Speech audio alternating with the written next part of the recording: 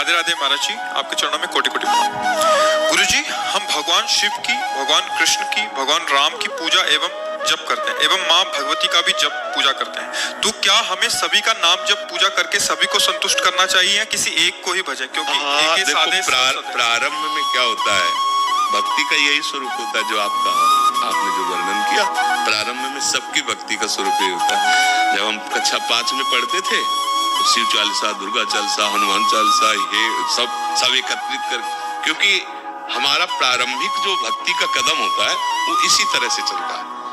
जो हमारे प्रियता में भगवान के नाम रूप आते गए, उनकी आराधना करते गए, इसके बाद चयन होता है गुरु का। जो रंग लाने वाली बात होती है वो होती है, जैसे हम विविध चालीसाएं पढ़ी, विविध नाम कीर्तन किए, भगवान की कथा, तो उसके फल स्वरूप मुझे सदगुरुदेव मिले।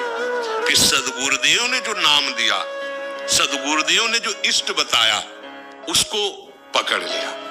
अब हम आराधना सबकी करते हैं, लेकिन प्यार सदगुरुदेव के बताए हुए नाम और उपास्य देव पर है। जैसे एक पतिव्रता पत्नी अपने देवर, ननंद, सास ससुर सबकी सेवा करती है, पर पति के लिए, क्योंकि वो पति के सब हैं, उसका पर्सनल प्यार किसी से नहीं है, पर्सनल प्यार अपने पति से है। अब ये आ गया रंग प्रेम का, समझ रहे ना? ऐसे ही हम सब देवी देवता भगवान की आराधना करते और मांगते हैं कि हमारे प्रभु में प्रेम हो। अब वो प्रभु कौन गुरुदेव ने आपको दिए वो देखो। जैसे गोस्वामी जी ने विनय पत्रिका में सबकी विनय की और श्री राम चरणों में प्रेम मांगा। जैसे अपने लोग कुछ भी तो सबका फल किशोरी किशोर जो लाडली लाल के चरणों में प्रेम। तो अब हमें ये देखना है कि अभी तक हमारी उपासना हमारे भाव से चलती रही। अब हमारे भाव का फल है गुरुदेव के भाव में हमारा भाव समाहित हो जाए, तभी वो सिद्धावस्था मिलती है। चाहे शिव विरंची सम हुई, गुरु बिनु भव निधि तरह न कोई। तभी कहा तात स्वर्ग अपवर्ग सुख धरी तुलाय कंग तुलनताय सकल मिल जो सुख लव सत्स। एक क्षण में निहाल हो गए, अगर बात मान ले तो एक क्षण में निहाल हो गए कि आज तो माला माल हो गए, क्योंकि आज मुझे कोई वादा करने वाला तो मिला। वृंदावन में बैठ के वादा करे कि तुम डरो मत, पकड़ लो हमारी बात पकड़ लो, हो जाए। तो ऐसे जैसे हम भगवान की विविध नाम रूपों की आराधना करते हैं, वो व्यर्थ नहीं है, पर उसका फल होगा सिद्ध सदगुरुदेव की प्राप्ति। और सदगुरुदेव प्रदत्त मार्ग भगवान को अधीन कर लेता है। आप खुद हृदय में देखिए, अभी प्रियता कहाँ है, प्रेम कहाँ है आपका? आप नहीं ढूंढ पाओगे। शरीर में भी प्रेम है, परिवार में भी प्रेम है, भगवान के विविध नाम रूपों में भी है, तो अभी वो प्रेम नहीं हुआ।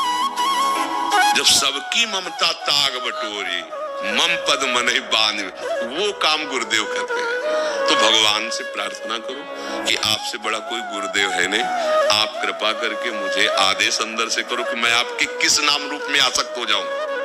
वो शिव रूप है या राम रूप है या वही है, दूसरे नहीं है। दुर्गा, काली, अम्बा, जो भी को वो एक ही है। बस एक जगह लग जाने पे फिर आनंद की अनुभूति होती है। जैसे भगवती अम्बा पार्वती जी तपस्या कर रही थी भगवान शिव को पति रूप में प्राप्त करने के लिए हिमालय में, तो भगवान शिव ने उनकी प्रीति परीक्षा के लिए सप्त ऋषियों को भेजा। सप्त ऋषि आए,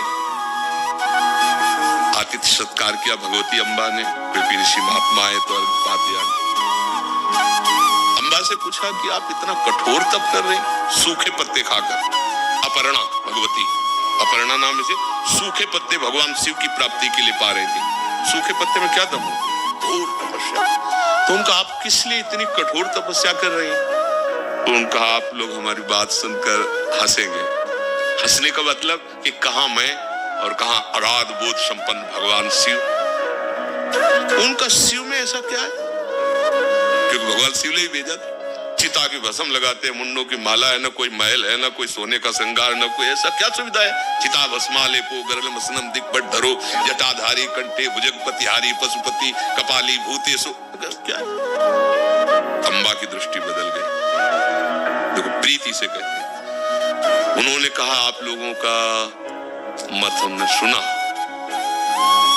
सप्तऋषि ने कहा देखो आपको नाराज होने की जरूरत नहीं, तपस्या करने की जरूरत, आपको दूल्हा दिला देते वैकुंठनाथ विष्णु भगवान और सब। माता जी ने कहा कि आपको मैं अपने हृदय की बात बताती हूँ, कोटि जन्म लग रगर हमारी और बरऊं संभुनता राव को। ये है बात आखिरी जो प्रीति की है। करोड़ों बार जन्म लूंगी और हर बार तपस्या भगवान शिव के लिए करूंगी और उन्हीं को पति रूप में वरण करूंगी। माना महादेव में कोई गुण नहीं है, विष्णु में सब गुण है, लेकिन जिसका मन जिससे रम जाता है उसको उसी से काम है। ये आई रंग उपासना की। तो अब आप देख लीजिए, आप अपने प्रभु से प्रार्थना कीजिए, प्रीति एक से होती है, वो एक ही है। तो जब तक हम नहीं जानते तब तक बहुत रूपों में उसका हम आराधन करते हैं, पर प्रीति एक से करके बहुत रूपों में उसकी भावना कर लेते हैं। जैसे गोपीजन श्याम सुंदर से प्यार करते हैं तो कह रहे जित देखूं तित श्याममयी, अब कोई दूसरा नहीं, जिधर देखती हूँ श्याम सुंदर ही श्याम सुंदर नजर। वो स्वामी जी राम जी से प्यार करते हैं, वो कह रहे जड़ चेतन जग जीव दत्त सकल राममय। अपनी भावना एक आराध्य देव पर वही है, लग जाए तो रंग आ जाए।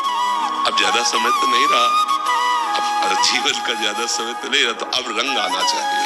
अब प्रभु का कोई एक नाम रूप पकड़ लो और उसी में डूब जाओ।